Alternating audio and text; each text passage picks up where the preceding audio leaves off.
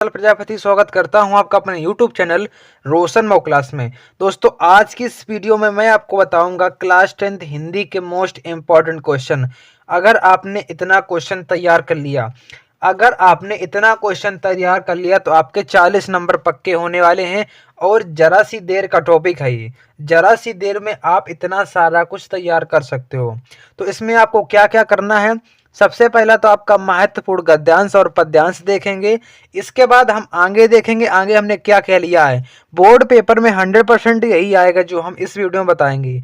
तो गद्यांश और पद्यांश टोटल मिलाकर 12 नंबर का पूछा जाता है। कितने नंबर का आता है? 12 नंबर का आता है गद्यांश और पद्यांश। ठीक है, तो सबसे पहले अगर चैनल को सब्सक्राइब नहीं किया तो सब्सक्राइब कर लो और वीडियो को लाइक कर दो, शेयर कर दो और बेल आइकन को जरूर प्रेस कर देना, ताकि जब जब कोई इंपॉर्टेंट वीडियो डालें तो सबसे पहले आपके पास नोटिफिकेशन आ जाए। ठीक है, तो इस वीडियो में क्या क्या रहेगा, सबसे पहला जो तो महत्वपूर्ण गद्यांश है और पद्यांश ये रहने वाला है।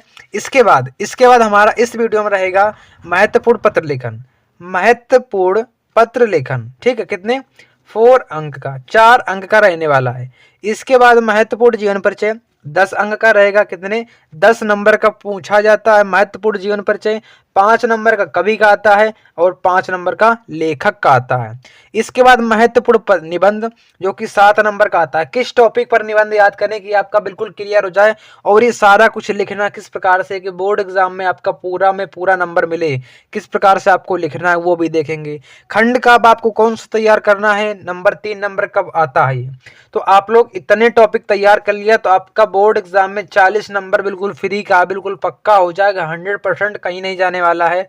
और अगर आपने हमारी जो बहुविकल्पी 100 क्वेश्चन का एक वीडियो था जिसमें हमने बहुविकल्पी प्रश्न बताए थे, अगर आपने वो तैयार कर लिए तो आपका उससे 20 नंबर बिल्कुल क्लियर होने वाला है। 100 में से आपका 20 आने वाला है, क्योंकि जो 20 OMR सेट पर आते हैं करने के लिए, उससे आपका बिल्कुल क्लियर हो जाएगा। ठीक है, तो वीडियो करते हैं हम लोग शुरू। सबसे पहले हम देखेंगे क्या, गद्यांश और पद्यांश। तो गद्यांश और पद्यांश में क्या इंपॉर्टेंट है, तो सबसे पहला आपके सामने गद्यांश ये रहा।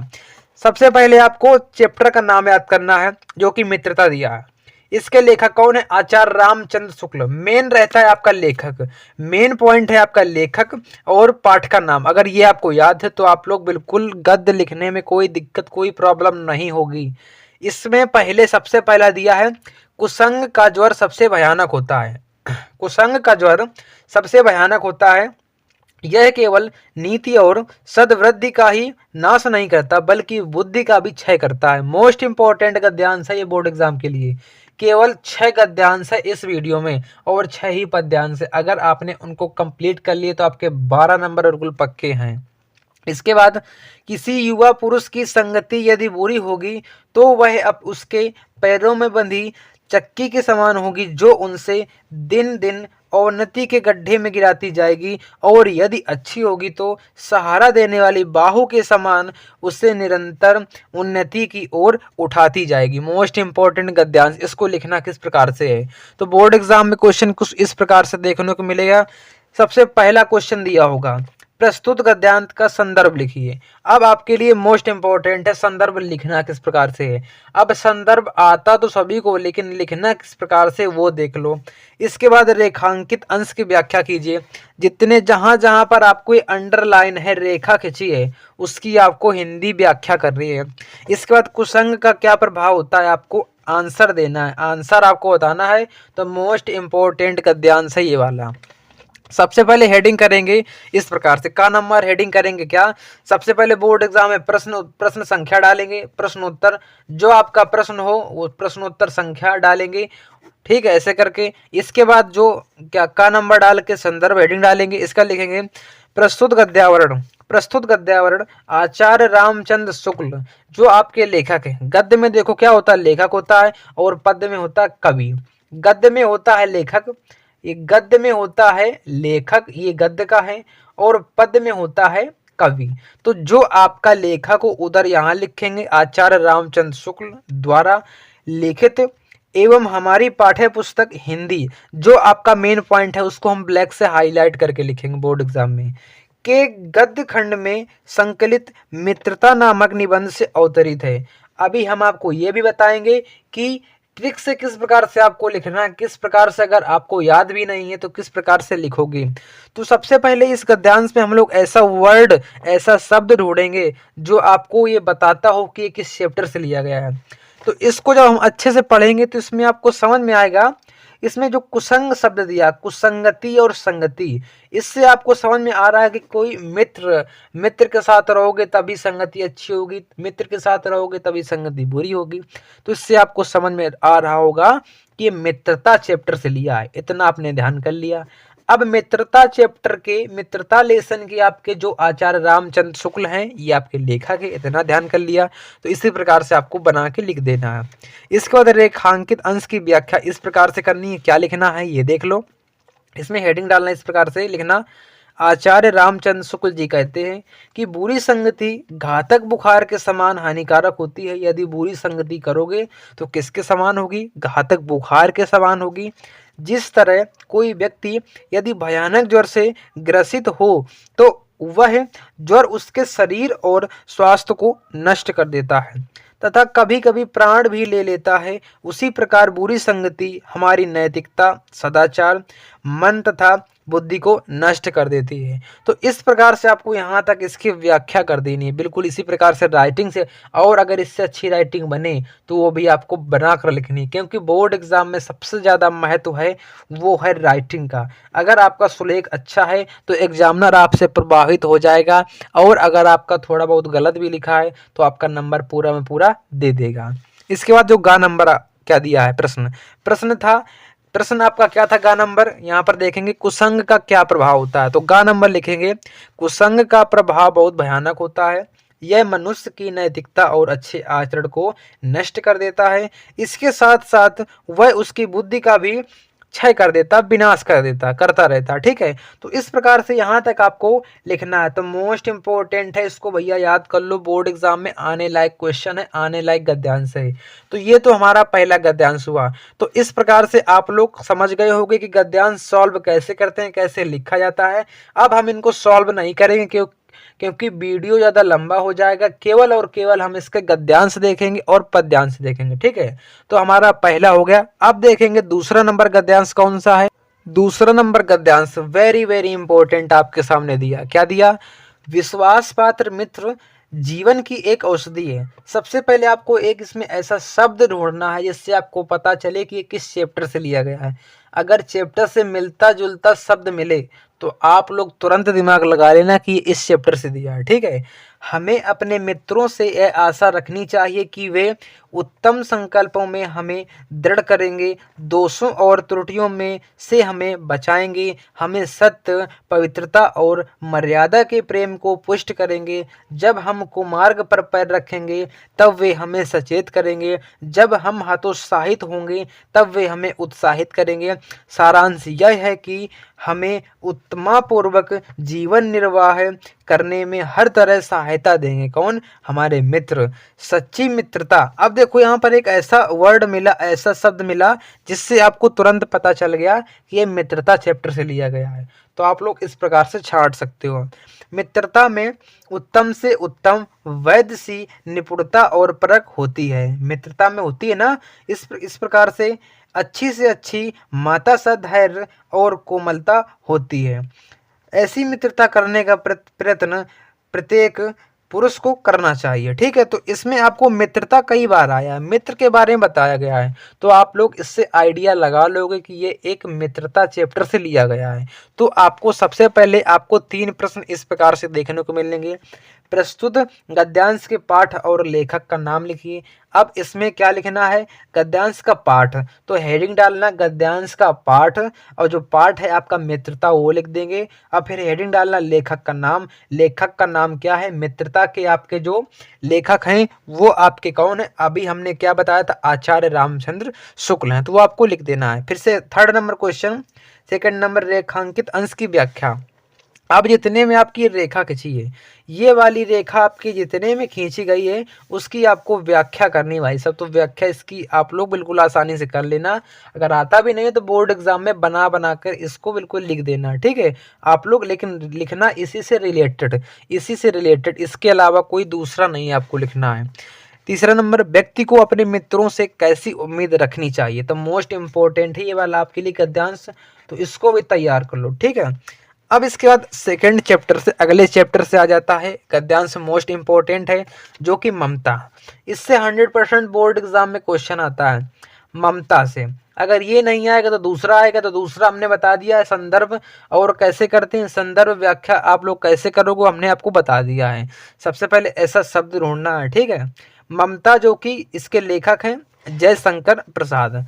तो जो तीसरा गद्यांश है, हे भगवान तब के लिए विपद के लिए इतना आयोजन, परम पिता की इच्छा के विरुद्ध इतना साहस, पिताजी क्या भीख ना मिलेगी, क्या कोई हिंदू भूपृष्ठ ना बचा रह जाएगा, जो ब्राह्मण को 2 मुट्ठी अन्न दे सके, यह संभव है, फिर दीजिए पिताजी मैं कॉपी रहा हूँ, इसकी चमक आंखों को अंधा बना रही है। तो मोस्ट इम्पोर्टेंट है आपके लिए, बोर्ड एग्जाम के लिए मोस्ट इम्पोर्टेंट, कई बार परीक्षा में पूछा गया क्वेश्चन ये वाला है, और 2025 में आ भी सकता है, तो इसको हल्के में नहीं लेना है, ठीक है। तो सबसे पहला क्वेश्चन क्या दिया है, उपर्युक्त गद्यांश का संदर्भ। तो सबसे पहले आपको हेडिंग डालनी बिल्कुल अच्छे से ब्लैक पेन से, संदर्भ, इस प्रकार से हेडिंग डालनी है, ठीक है। इसके बाद आपको संदर्भ उसी प्रकार से लिखना है। प्रस्तुत गद्यावरण हमारी पाठ्य पुस्तक हिंदी की, उसके जो क्या है इसके लेखक लिख देना, और किस पाठ से लिया गया वो लिख देना। तो इस प्रकार से आप लोग लिख सकते हो। इसके बाद सेकंड नंबर, रेखांकित अंश की व्याख्या कीजिए। अब जितने में आपकी ये रेखा खींची गई है यहाँ से साहस तक, तो उसकी आपको व्याख्या करनी है। ग नंबर, अपने पिता का कौन सा कर्तव्य ममता को परम पिता की इच्छा के विरुद्ध लगा। तो मोस्ट इंपॉर्टेंट गद्यांश है ये आपके बोर्ड एग्जाम के लिए, तो इसको भी तैयार कर लो। कितने, 3 हमारे गद्यांश हो चुके। अब हम आ जाते हैं अपने अगले नंबर चौथे पर, जो कि मोस्ट इंपॉर्टेंट रहेगा, वो देख लो। वीडियो को लास्ट तक देखना, क्योंकि जो वीडियो को लास्ट तक देखेगा वही 40 नंबर लेके आएगा। बिल्कुल फ्री के 40 नंबर, बिल्कुल आसानी से पक्के होने वाले नंबर हैं ये, कहीं से नहीं कटेंगे अगर आपने बिल्कुल सही सही लिखा अगर बोर्ड एग्जाम में। और हमारा गद्यांश यहाँ पर क्या दिया है, अश्वारोही पास आया, मोस्ट इंपॉर्टेंट गद्यांश है ये वाला। अश्वारोही पास आया, ममता ने रुक कर कहा कि मैं नहीं जानती कि वह शहंशाह था या साधारण मुगल, पर एक दिन इसी झोपड़ी के नीचे वह रहा था। मैंने सुना था कि वह मेरा घर बनाने की आज्ञा दे चुका था। मैं आजीवन अपने झोपड़ी के खोदे जाने के डर से भयभीत रही थी। भगवान ने सुन लिया, मैं आज इसे छोड़े जाती हूँ। तुम इसका मकान बनाओ या महल, मैं अपने चिर विश्राम गृह में जाती हूँ। ये जो आपके सामने गद्यांश यहाँ पर दिया है, ये बोर्ड एग्जाम के लिए मोस्ट इम्पोर्टेंट है। कितना, 4th नंबर, ठीक है। तो आपको हम 6 गद्यांश बताएंगे, तो आपका 4th हो गया।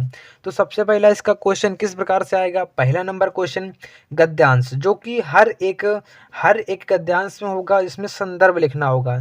संदर्भ किस प्रकार से लिखना है हम आपको पहले वीडियो में बता चुके हैं, इसी वीडियो में हम बता चुके हैं किस प्रकार से आपको लिखना है।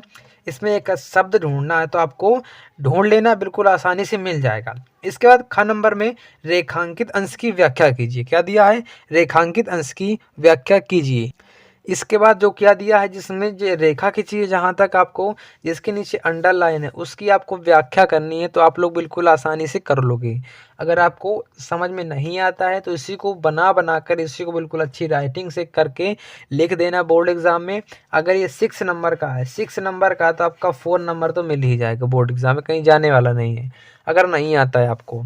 इसके बाद ग नंबर में ममता के आजीवन भयभीत रहने का कारण लिखिए।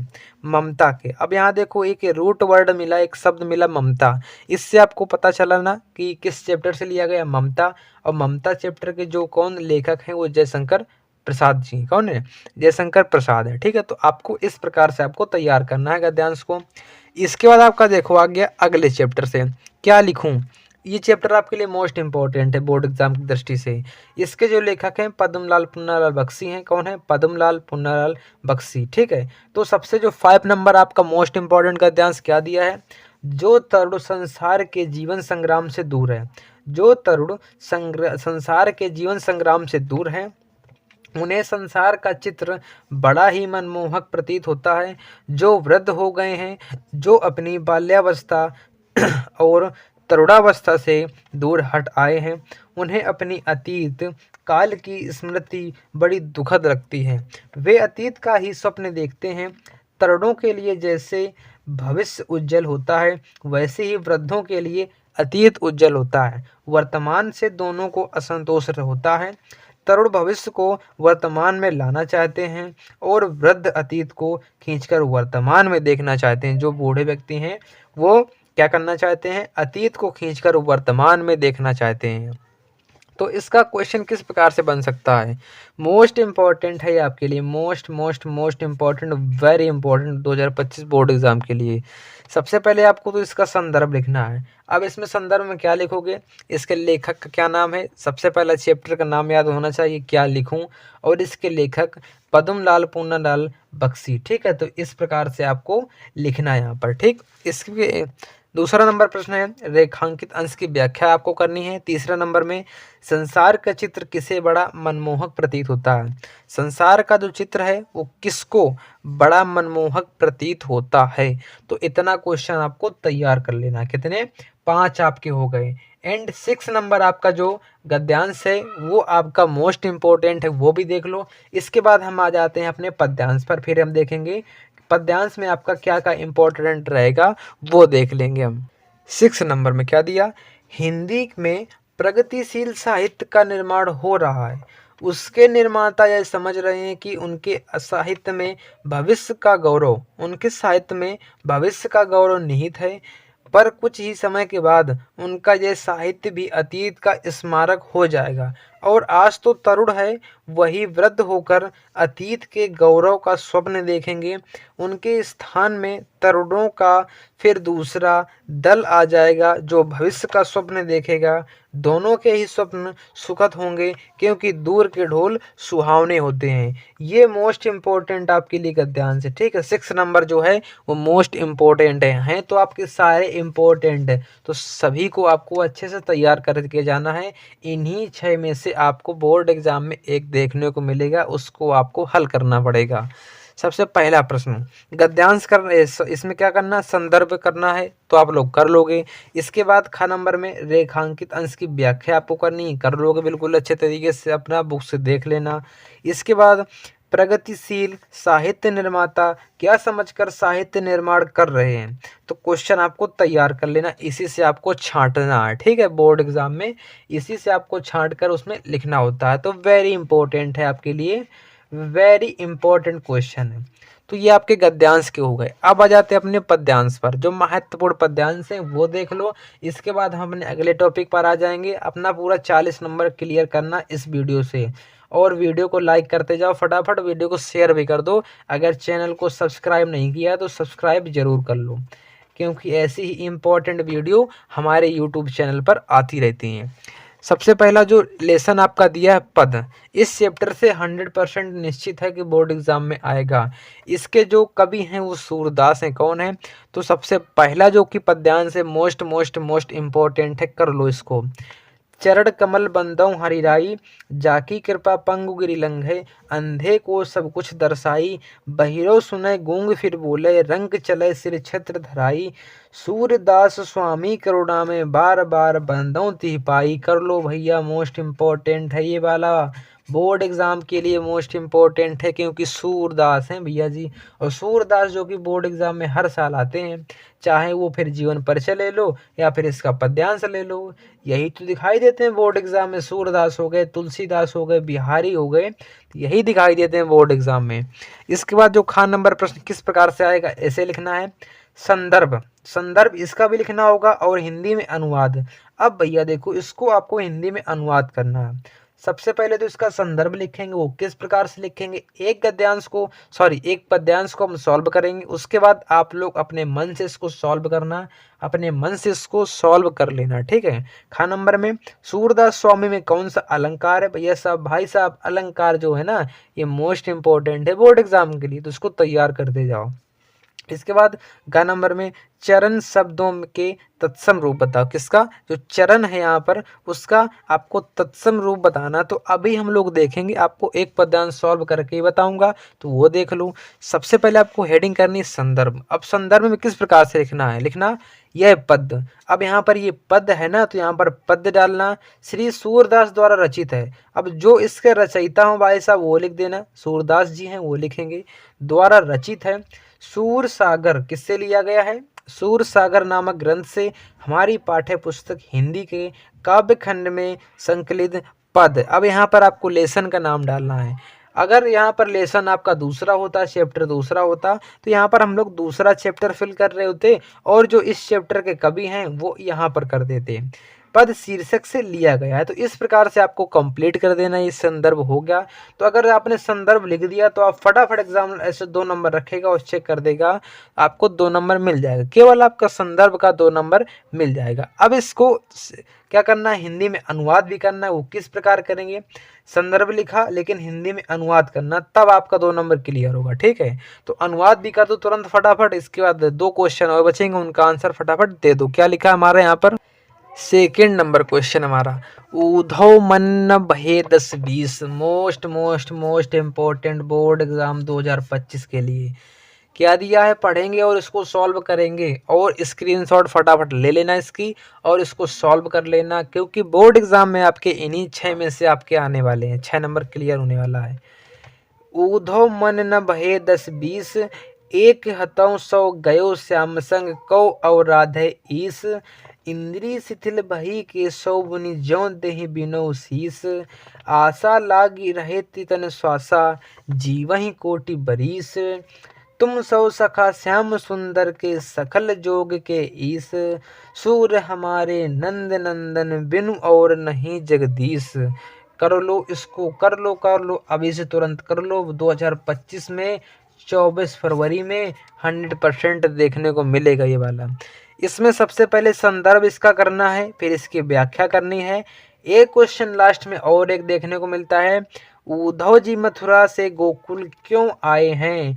तो अगर इसका अर्थ पता है तो आप लोग तुरंत बता दोगे कि उद्धव जी मथुरा से गोकुल क्यों आए हैं, तो बता दोगे ना, बिल्कुल बता दोगे। इसका थर्ड नंबर क्वेश्चन क्या दिया है, मोस्ट इम्पोर्टेंट पद्यांश है, निर्गुण कौन देश को वासी, निर्गुण कौन देश को वासी, मधुकर कहीं समुझा सौदे बूझति साँच न हासी, कौन है जनक कौन है जननी, कौन नारी को दासी, कैसे वर्ण भेष हैं कैसो की रसमय अभिलाषी, पावै को पुनि कियो आपनौ जौरे कर गौरासी, सुनत मौन है रहो बावरे, सुनत मौन है रहो बावरे, सुर सबे मति नासी। तो मोस्ट इम्पोर्टेंट है आपके लिए पद्यांश, तो तैयार कर लेना, बोर्ड एग्जाम के लिए 100% आएगा, क्वेश्चन आएगा। इसके बाद आपको इसमें जो क्वेश्चन किस प्रकार से आएगा वो देख लो। संदर्भ इसका लिखना, व्याख्या इसकी लिखनी है आपको, हिंदी में अर्थ, व्याख्या मतलब हिंदी में अर्थ लिखना है। सेकंड नंबर क्वेश्चन, पद्यांश में क्या चित्रण हुआ है, आपको बताना है पद्यांश में चित्रण क्या हुआ यहाँ पर, तो वो आप लोग आसानी से बता दोगे। इसके बाद ग नंबर में सौंह और साँच शब्दों में शाब्दिक अर्थ लिखो। शाब्दिक अर्थ लिखना आपको, दोनों शब्दों का शाब्दिक अर्थ क्या होगा वो आपको लिखना है, तो आपका 6 नंबर यहाँ से क्लियर हो जाएगा। ठीक है, अगर आपने इतना तैयार कर लिया। अब इसके बाद आ जाते हैं 4th नंबर पद्यांश में, तो भैया मोस्ट इंपॉर्टेंट है ये वाला दिया, देख लो किस प्रकार से बनेगा। पुरते निकसी रघुवीर बधु, धरि धीर दये मग में डग द्वय, झलकी भरी भाल कनि जलकी, पूट पूट सुखी गए गधु राघवर के। ठीक है, फिर बूझती है चलोनो अब के तिक, पूर्ण कुटी करी है कित है, तिह के लाखी आतुसा पी की आँखें आती चारु चली जलत्वय। तो मोस्ट इम्पोर्टेंट है आपके बोर्ड एग्जाम की दृष्टि से, हम आपको 6 बताएंगे। अगर आपने 6 तैयार कर लिया तो आपका 6 नंबर पद से क्लियर, अगर आपने 6 गद्यांश तैयार कर लिया तो 6 नंबर गद्यांश से क्लियर, तो टोटल 12 नंबर क्लियर होने वाला है। और 12 नंबर भाई साहब ये बहुत बड़ा नंबर है। अगर 1 नंबर से आदमी फेल होता है, 1 नंबर से आदमी टॉपर बनता है और 1 नंबर से आदमी फेल हो जाता है, पिछड़ जाता है, ठीक है। तो इसी प्रकार से आपको एक एक नंबर छोड़ना नहीं है, बोर्ड एग्जाम में मोस्ट इम्पोर्टेंट रखता है। कितने हो गए, 4 हमारे यहाँ पर हो चुके हैं। इसके बाद 5th नंबर में हम देखेंगे कौन सा हमारा पद्यांश है, वो देख लो, जो कि मोस्ट इम्पोर्टेंट है। लिखा, यदि सुंदर बयन सुधारक साने, सयानी है जानकी जनी भली, तिरछे कनि नयन दय सैन तिन्है, समुझाई कहूँ मुस्काई चली, तुलसी तहि अवसर सौभै सवै, अवलोकति लोचन लाहु अली, अनुतड़ अनुपग तड़ाग में भानु उदय, बिससी मनोमंजुल कंज कली। कर लो इसको तैयार, कर लो फटाफट, स्क्रीनशॉट ले लो और इसको सॉल्व कर डालना, बोर्ड एग्जाम के लिए मोस्ट इम्पोर्टेंट है। पहला प्रश्न, पद्यांश का संदर्भ लिखना, इसके बाद व्याख्या करनी है। इसके बाद सेकंड नंबर, सीता जी का संकेत पूर्ण उत्तर की भावना के अनुरूप है, तो आपको किस भावना के अनुरूप है आपको बताना है, तो कर लेना तैयार। अनुराग तड़ाग का अर्थ क्या है, तो आपको बताना है, तो मोस्ट इम्पोर्टेंट तैयार कर लो। अब इसके बाद आ जाते हैं 6 नंबर पद्यांश पे, जो कि लास्ट पद्यांश रहेगा। इस पद्यांश लास्ट रहेगा, मोस्ट इम्पोर्टेंट रहेगा। क्या दिया है, सवैये से, सवैये इसके जो कवि रस खान है।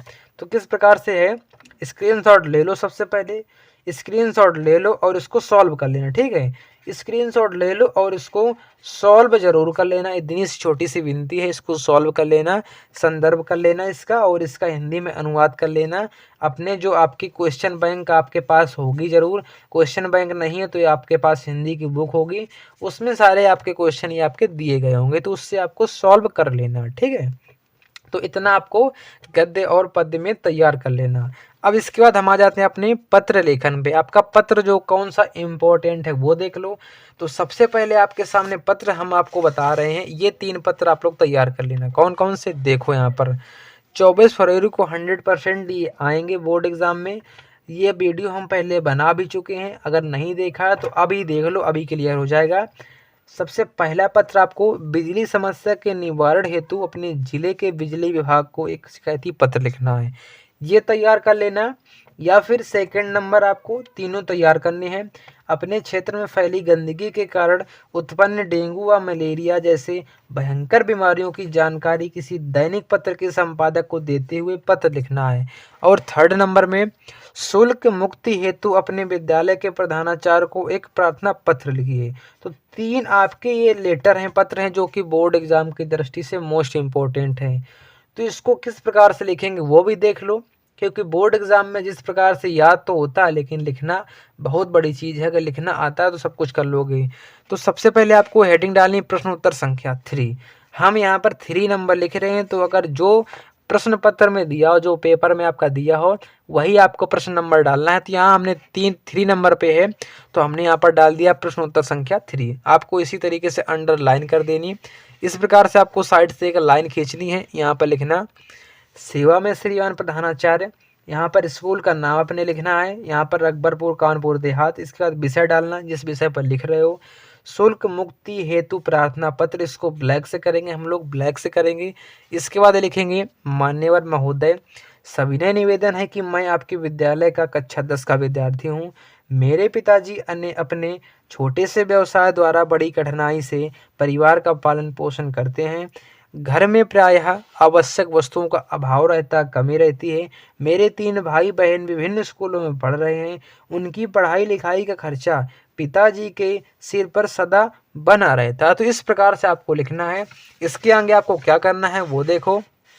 इस प्रकार से आगे देखो, यहाँ पर हमने लिखा है, क्या लिखा है, मैं कक्षा का परिश्रमी छात्र हूँ और कक्षा में सदा प्रथम स्थान प्राप्त करता हूँ। तो इस प्रकार से आपको लिखना है। अतः मुझे आपसे निवेदन है कि मुझे विद्यालय शुल्क से पूर्ण मुक्ति प्रदान करें, तो आपकी महान दया होगी। तो इस प्रकार से आपको यहाँ तक कंप्लीट कर देना। फिर साइड में इस प्रकार से लिखना है, राइट साइड में आपका आज्ञाकारी शिष्य या फिर आपका आज्ञाकारी शिष्या। तो क्या लिखना, का ख ग या फिर XYZ। यहाँ पर आपको नाम नहीं लिखना है, ना ही मोबाइल नंबर वगैरह कुछ नहीं लिखना, केवल का खा गा डाल देंगे या फिर XYZ डाल देंगे। दिनांक डाल देंगे 24 फरवरी 2025, जिस तारीख को आप लोग ये पेपर दे रहे हो तो उस तारीख वाले डाल देनी इस प्रकार से, ठीक है। तो ये आपका हो गया पत्र। तो 3 पत्र आपको तैयार करने हैं और हमने आपको बता दिया कि पत्र आपको लिखना कैसे है, वो भी बता दिया। अब इसके बाद जो हमारा अगला टॉपिक है वो भी देख लो। अगले टॉपिक में हमने लिया है जीवन परिचय।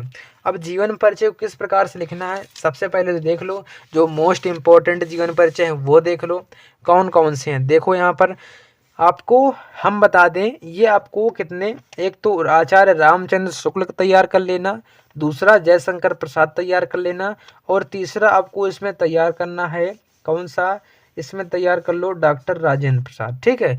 बस आपको ये 3 तैयार कर लो, बस 3 आपके लिए मोस्ट इम्पोर्टेंट है। अगर आपने 3 तैयार कर लिए तो आपका 5 नंबर क्लियर हो जाएगा।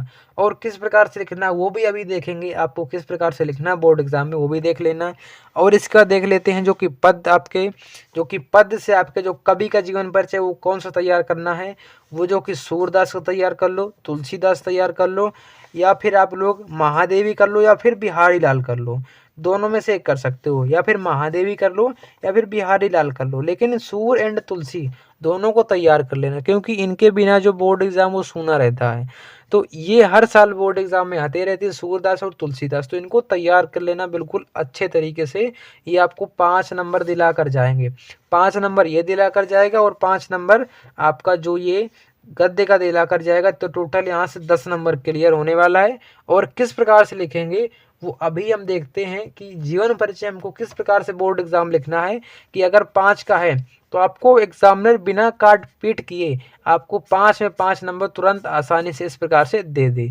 तो किस प्रकार से लिखना है वो देख लो आप सभी लोग, किस प्रकार से हमको लिखना है बोर्ड एग्जाम में। आपको इस प्रकार से लिखना, सबसे पहले आप जिसका जीवन परिचय लिख रहे हो तो सबसे पहले आपको प्रश्न उत्तर संख्या डालनी है। अभी हमने बताया था जिस नंबर पर आपको ये प्रश्न दिया हो उस पर आपको प्रश्न उत्तर संख्या, मान लो ये कितने पर 26 नंबर पर दिया है तो यहाँ पर डाल देना प्रश्न उत्तर संख्या 26, ऊपर से बीच में डालना है ब्लैक पेन से। फिर इसके बाद डाल देना जिसका जीवन परिचय लिख रहे हो वो डाल देना, जयशंकर प्रसाद का यहाँ पर लिख रहे हैं। इसको साइड में कर सकते हो या फिर इसको बीच में कर सकते हो, इसको साइड में कर सकते हो, इसको फिर बीच में कर सकते हो। यहाँ पर लिख देना संक्षिप्त जीवन परिचय। किसका लिख रहे हैं, जयशंकर प्रसाद का, तो नाम जयशंकर प्रसाद होना चाहिए। जन्म 30 जनवरी 1889 होनी चाहिए। जन्म स्थान वाराणसी उत्तर प्रदेश। पिता का नाम बाबू देवकी प्रसाद या फिर देवी प्रसाद। इसके बाद माता का नाम मुन्नी देवी। इसके बाद पत्नी का नाम कमला देवी। मृत्यु इनकी जो हुई थी वो 15 नवंबर सन 1937 में हुई थी। इसके बाद जो जीवन काल है वो 48 वर्ष का रहा था। और इनकी भाषा कौन सी, हिंदी। तो आपका अगर एग्जामिनर इतना भी पढ़ लेगा ना तो वो बिल्कुल खुश हो जाए, क्योंकि आपने बिल्कुल स्पष्ट कर दिया है। बिल्कुल इस बॉक्स में, बॉक्स कहो इसको या फिर कुछ और कहो, लेकिन आपने स्पष्ट कर दिया है। तो एग्जामिनर इसी को देखकर प्रभावित हो जाएगा, बाकी ये आपकी गाथा पढ़ने की कोई ज़रूरत नहीं है उसको, वो फटाफट चेक करता चला जाएगा। लेकिन थोड़ा नज़र तो देखेगा। तो इसको भी बिल्कुल सही लिखना, ऐसा नहीं कि हम इसको गलत लिख दें, तो इसको भी सही प्रकार से लिखना है। सबसे पहले हेडिंग डालना जीवन परिचय, फिर यहाँ पर कैसे लिखेंगे वो देख लो। इसी प्रकार से आपको लिखना, फटाफट स्क्रीनशॉट ले लेना इसकी, किस प्रकार से आपको लिखना है वो देख लो, स्क्रीनशॉट ले लो। जयशंकर प्रसाद जी का जन्म काशी के सुंगनी साहू नाम से प्रचलित, तो इस प्रकार से आपको याद भी होगा तो कोई बात नहीं, इसका स्क्रीनशॉट ले लो और याद कर लेना, ठीक है। तो यहाँ तक आपको स्क्रीनशॉट ले लिया होगा, फटाफट इसका भी स्क्रीनशॉट ले लो, इसको आपको याद करना, ठीक है। तो इतना आपका जीवन परिचय यहाँ तक हो गया। इनका स्वर्गवास कब हुआ था, सन 1937 में हुआ था। और इनका जो जीवन काल रहा था वो 48 वर्ष तक रहा था, 48 साल लगभग जिए थे ये, ठीक है। तो आपका ये पूरा 5 नंबर क्लियर अभी नहीं हुआ, क्योंकि आपने अभी रचनाएं नहीं लिखी हैं। अगर रचनाएं लिख दोगे तो 2 नंबर आपका रचना का मिलता है और 3 नंबर जो मिलता है वो मिलता है आपका जीवन परिचय का। तो रचनाएं आपको किस प्रकार से लिखनी है, तो फिर आपको इसी प्रकार से आपको छोटा सा बॉक्स बनाना है यहाँ पर अगले पे, या फिर उसी के नीचे आपकी जगह हो तो उसी पेज में बनाओगे या फिर अगले पेज से बनाओगे। किस प्रकार से रचनाएं यहाँ पर लिखनी है, कौन कौन सी रचना है, यहाँ पर काव्य लिखेंगे, आंसू, कामायनी, झरना, इसके बाद उपन्यास कौन कौन से हैं? इरावती और तितली, कहानी आंधी, इंद्रजाल, छाया। नाटक कौन कौन से हैं? इनके हैं जो नाटक हैं वो चंद्रगुप्त और स्कंदगुप्त है। तो इस प्रकार से आपको कंप्लीट करना, तो फटाफट इस प्रकार से चेक करेगा और 2 नंबर यहाँ आपके रख देगा। तो आपके 3 नंबर वो और 2 नंबर ये, तो टोटल 5 नंबर क्लियर हो गया। और हमने बताया था कि रामचंद्र शुक्ल का जीवन परिचय याद कर लो, 100% बोर्ड एग्जाम में आने वाला है। ठीक है, तो आपको 3 जीवन परिचय दिए होते हैं, तो उसमें से आपको एक करना होता है, तो कोई भी कर सकते हो। हमने आपको सभी इंपॉर्टेंट बता दिया है, कवि का भी बता दिया है। तो कवि का किस प्रकार से लिखना है, तो वो भी आपको इसी प्रकार से लिखना है। हमने हालांकि पहले बता भी रखा, नहीं बताया तो देख लो, इसी प्रकार से आपको करना है। देखो इसमें देखो हमने लिखा है प्रश्न उत्तर संख्या क्या डाला है, 10 नंबर। जो आपका प्रश्न हो वही डालेंगे। सूरदास जी जो अभी आप लिख रहे हो जिसका जीवन परिचय, उस हेडिंग डालेंगे। संक्षिप्त जीवन परिचय इस प्रकार से, देखो आपकी कॉपी इस प्रकार से कुछ होगी, तो इस प्रकार से आप लोग बॉक्स बनाएंगे। संक्षिप्त जीवन परिचय में नाम डालेंगे, जिसका भी लिख रहे हो वो डालेंगे, उसका पूरा मतलब जन्म डालेंगे, जन्म स्थान, पिता का नाम, माता का नाम, मृत्यु, जीवन काल और गुरु। अब देखो इनका जीवन काल जो है ना, तो ये 105 वर्ष रहा था, तो आपको इस प्रकार से लिखना है। ठीक है, इसका भी स्क्रीनशॉट ले लो, अगर याद नहीं तो इसी को याद कर लेना। ठीक है, इसी को बिल्कुल अच्छे से याद कर लो, स्क्रीनशॉट ले लो इसका फटाफट। चलो वीडियो को रोक कर और इसका ले लो स्क्रीनशॉट। ठीक है, इसी को याद करना है। अब यहाँ तक आपको करना है, ठीक है, यहाँ तक। तो अब आपका 3 नंबर यहाँ से क्लियर होगा। लेकिन आपने अगर रचनाएं नहीं लिखी हैं तो 3 नंबर मिलने वाला है। अगर आपने रचनाएं लिख दी हैं तो आपका 2 नंबर और बढ़ा दिया जाएगा, तो 5 नंबर आपका यहाँ से कंप्लीट हो जाएगा। ठीक है, तो आपको रचनाएं किस प्रकार से लिखनी है वो भी देख लो। तो आपको इस प्रकार से यहाँ पर लिखना वल्लभाचार्य जी के, मतलब आपको यहाँ तक लिख देना। ठीक है, फिर इसके बाद हेडिंग डालना रचनाएं, ब्लैक पेन से रचनाएं हेडिंग डालेंगे, लिखेंगे सूर सागर, सूर सारावली एंड साहित्य लहरी। इस प्रकार से आपका ये जो जीवन परिचय ये भी आपका कंप्लीट हो गया। ठीक, तो जीवन परिचय हमने देख लिया। सबसे पहले हमने लेखक का देखा था, वो भी इम्पोर्टेंट देख लिया। इसके बाद जो कवि का जो इम्पोर्टेंट है वो भी हमने देख लिया। अब इसके बाद हमारा किसका नंबर आ जाता है वो भी देख लो। इसके बाद जो हमारा क्या रह गया, हमारा इसके बाद निबंध। अब निबंध में आपका क्या इम्पोर्टेंट है, निबंध में आपका जो इम्पोर्टेंट है, निबंध वाला देखेंगे पोर्शन हमारा क्या इम्पोर्टेंट रहता वो देख लो।